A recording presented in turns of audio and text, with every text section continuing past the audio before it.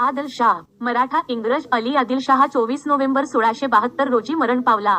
त्यानंतर त्यांचा मुलगा सिकंदर फक्त 7 वर्षांचा होता. तो गादीवर बसला आणि त्याच वर्षी विजापूरचा सरदार रुस्तम जमान याने युद्ध घोषित केले. विजापूरमधील गृहयुद्धाचा फायदा घेऊन महाराजांनी 1673 मध्ये विजापूरवर हल्ला केला. विजापूरमधील महत्त्वाची ठिकाणे विजापूरचे सरदार अब्दुल मोहम्मद, खवासखान अब्दुल करीम बहलोल खान आणि मुझफ्फर खान यांच्याकडे होती.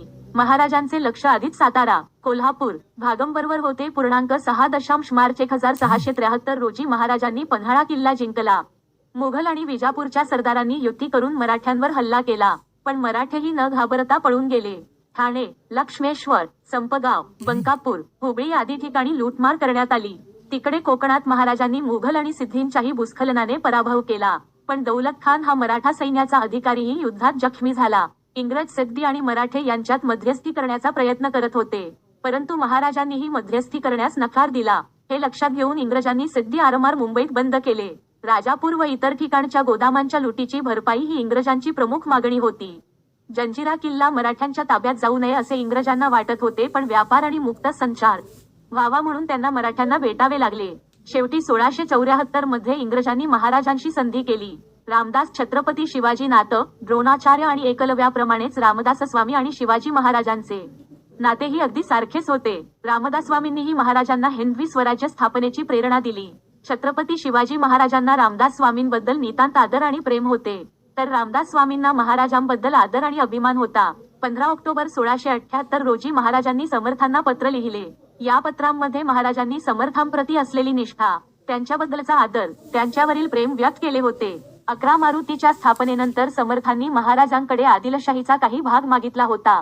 शेवटच्या मोठ्या अंकात महाराजांना तो वाटा जिंकायचा होता. राज्याभिषेक छत्रपती शिवाजी महाराज हे हिंदवी साम्राज्याचे राजे होते, यात शंका नाही, परंतु तत्वतः त्याचे स्थान राजा किंवा सम्राटासारखे नव्हते. ते अभिषिक्त राजा नसल्यामुळे त्यांना व त्यांच्या सहकार्यांना राज्य करताना अनेक गैरसोयींचा सामना करावा लागला. शिवाय महाराजांनी कितीही संपत्ती मिळवली किंवा त्यांचे सैन्य किंवा नौदल कितीही मजबूत असले तरी ते मुघलांचे जमीनदार होते. विजापूरसाठी ते एका व्यापाऱ्याचे बंडखोर मुलगे होते. शिवाय त्यांनी राज्य केलेल्या लोकांकडून निष्ठेची अपेक्षा करणे कठीण होते.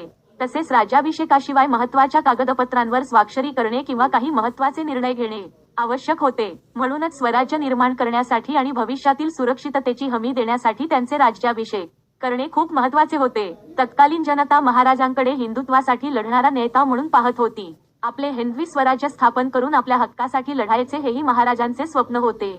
आता हिंदवी स्वराज्याची स्थापना म्हणजे हिंदू छत्रपती असणे. त्यामुळे छत्रपती शिवाजी महाराजांनी राज्याभिषेक करण्याचा निर्णय घेतला. पण इथेही एक गंमत घडली. प्राचीन हिंदू धर्मग्रंथानुसार क्षत्रिय धर्माचा माणूसच राजा होऊ शकतो आणि छत्रपती शिवाजी महाराज हे भोसले कुळातील असल्याने महाराज कुणबी होते आणि अशा कुटुंबातील कोणीही राजा होणे शक्य नव्हते.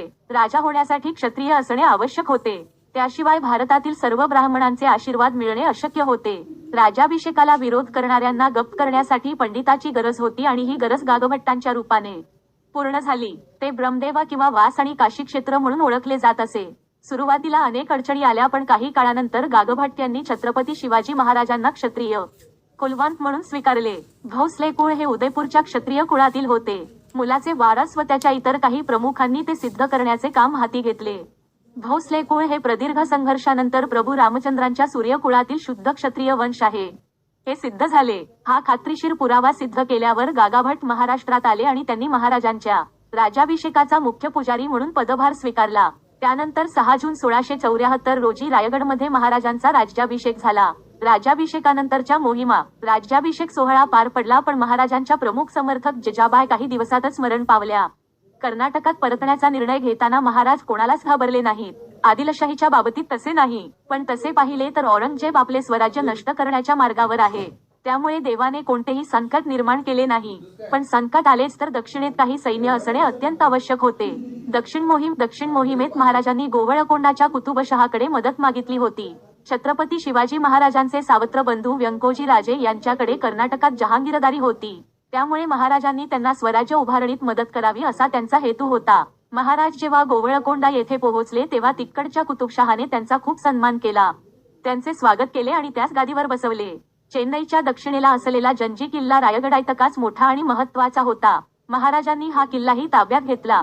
तेव्हा महाराजांनी वेल्लोरचा किल्ला काबीज करण्याचा निर्णय घेतला.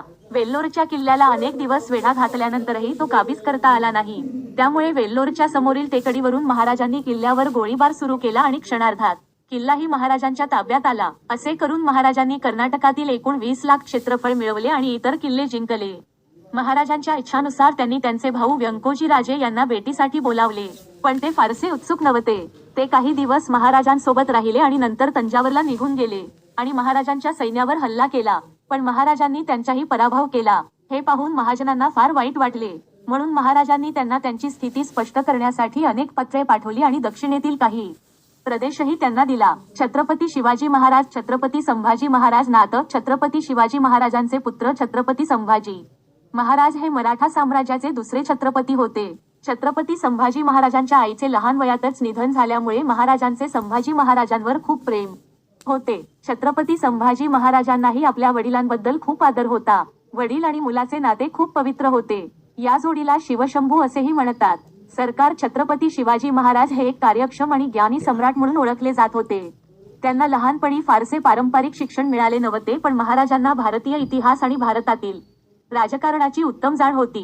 शुक्राचार्य आणि कौटिल्य यांना त्यांनी आपले आदर्श मानले आणि अनेक वेळा मुत्सद्देगिरीचा अवलंब करणे त्यांना योग्य वाटले. त्याच्या काळातील मुघलांप्रमाणे तेही एक हुकुमशाही शासक होते, पण त्यांच्या प्रशासकीय कामात त्यांना मदत करण्यासाठी अष्टप्रधान नावाची 8 मंत्र्यांची परिषद होती. यामध्ये मंत्र्यांच्या प्रमुखाला पेशवे संबोधले जात असे. अर्थ आणि महसूल मंत्री अमात्य राजाचे दैनंदिन व्यवहार पाहत असे. सचिव कार्यालयाचे काम करत होते, ज्यात करारांवर स्वाक्षरी करणे आणि मसुदा तयार करणे समाविष्ट होते. सुमंत परराष्ट्र मंत्री होते.